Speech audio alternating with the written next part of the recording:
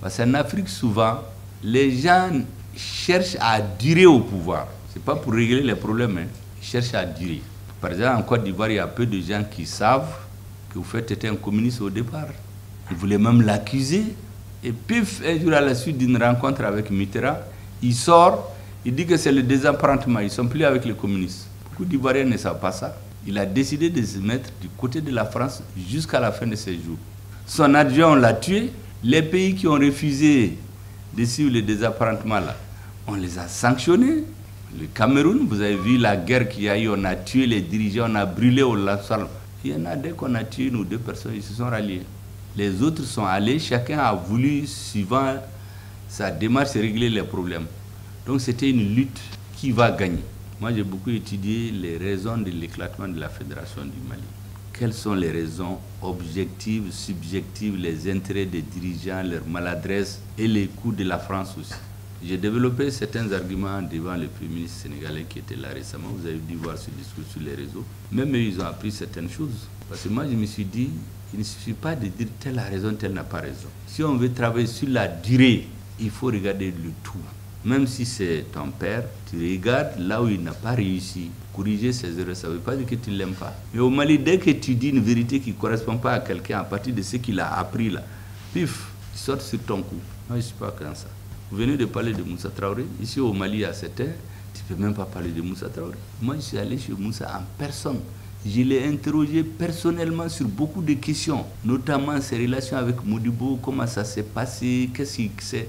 Il m'a dit beaucoup de ces choses-là. Ce que vous avez dit là, les avions français qui voulaient aller, c'est pour aller au Tchad, c'est pas pour aller en Côte d'Ivoire. C'est des avions qui devaient quitter Dakar pour aller au Tchad sur la base de Faye Largeau. La première tentative, ils ont voulu survoler le Mali et puis filmer. Les MiG les ont interceptés dans la région de Kaï. Ils leur ont dit, si vous ne retournez pas, on tire dessus. Ils sont allés. L'ambassadeur de France est allé le voir le lendemain pour lui dire qu'on voulait abattre leurs avions. Il dit non, c'est qu'il faut qu'ils sachent que le Mali est un État souverain. On ne peut pas survoler le Mali sans l'accord des autorités. Donc il n'a qu'à demander à Mitterrand qu'il demande l'autorisation. Et quand ils ont donné l'autorisation, dès que les avions ont décollé à Dakar, les MiG se sont levés, ils les ont interceptés dans la région de Kaï. Ils les ont escortés jusqu'à sortir du territoire malien. Et les avions sont revenus. Les Français ont compris qu'on ne peut pas jouer avec le Mali. Vous savez, l'un des grands problèmes qu'on a en Afrique, on ne connaît pas notre histoire. Demain, dans quelques années, dans 1 an, 2 ans, 3 ans, je ne sais pas, 4 ans, 5 ans, 10 ans, 20 ans, sinon même plus, quand on va écrire la vraie histoire du Mali, pour sa jeunesse, il y a des gens qui vont déformer. Vous savez qu'on dit que la victoire a beaucoup de parents. L'échec est orpheline. Quand tout va marcher là, il y a des gens qui vont dire que c'est eux. Beaucoup d'entre vous auront pris de l'âge, certains ne seront même pas là. Les plus jeunes, certains vont oublier.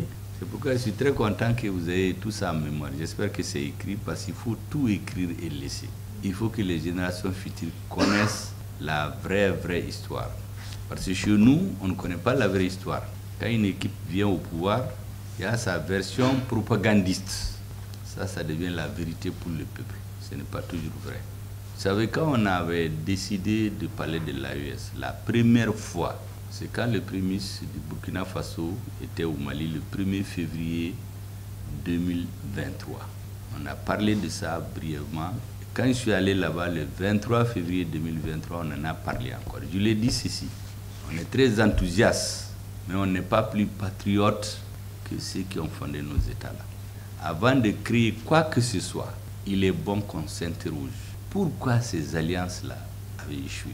Parce que les peuples en ont toujours voulu. C'est les problèmes entre les dirigeants, les problèmes de la France qui ont fait qu'il n'y a pas eu d'union. Sinon, les peuples ont toujours voulu. Il m'a donné ses raisons. Je l'ai dit, ça ne suffit pas. Ce n'est pas ça seulement. Il y en a d'autres. Moi, je n'en ai pas donné beaucoup. Je me disais qu'on aura le temps de construire tout ça. Au début, vous avez la fédération, Haute-Volta, Dahomey, Mali, Soudan. Pourquoi le Dahomey s'est retiré? Pourquoi la Haute-Volta s'est retirée? Il est resté le Mali, et le Soudan et le Sénégal. Pourquoi ça a éclaté? Quand vous allez dans chacun de ces pays-là, on va vous donner juste la version de ceux qui sont au pouvoir. Mais il y a toujours une partie qui n'est jamais dite aux gens. Et ça, c'est valable pour tous les pays. Donc, quand on veut construire quelque chose de solide, il faut qu'on connaisse toute l'histoire. Il est donc dit qu'on va aller mollo. il faut qu'on s'interroge. Pourquoi ça n'a pas marché? Il y a les raisons subjectives des volontés des dirigeants, les coups bas de la France. Mais il y a beaucoup de facteurs, il faut les conjuguer souvent.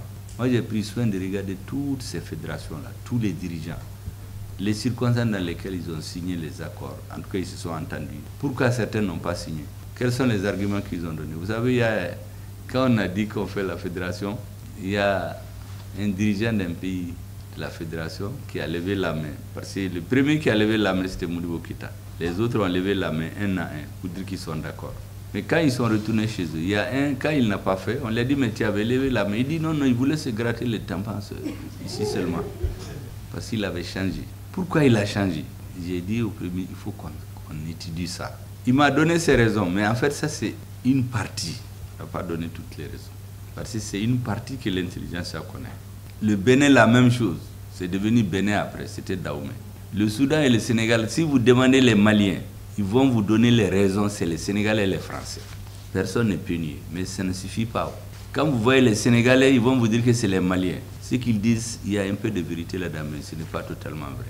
Il y a des bouts qui manquent, que les dirigeants n'ont pas appris. Si vous venez au Mali, on va vous dire seulement que c'est la France et le Sénégal. Mais le rôle même, ou les maladresses, ou les façons de faire, c'est facile de mettre à la place d'un dirigeant et le critiquer, mais je pense que ce que certains ont fait, les Maliens ne vous en parleront jamais.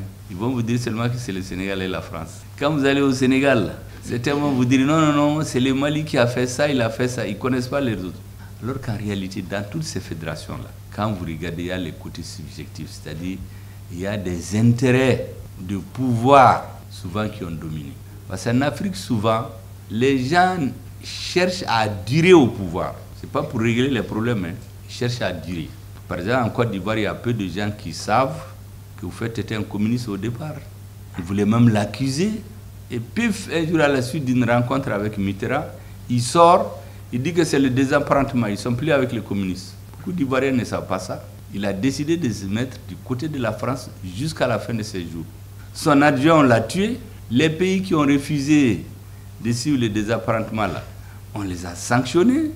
Le Cameroun, vous avez vu la guerre qu'il y a eu, on a tué les dirigeants, on a brûlé au Lansal. Il y en a, dès qu'on a tué une ou deux personnes, ils se sont ralliés. Les autres sont allés, chacun a voulu, suivant sa démarche, régler les problèmes. Donc c'était une lutte qui va gagner. Le constat, c'est qu'à la finale, les autres semblent avoir gagné. Mais comme M. Seydou Badian l'a dit, nous sommes un vieux peuple.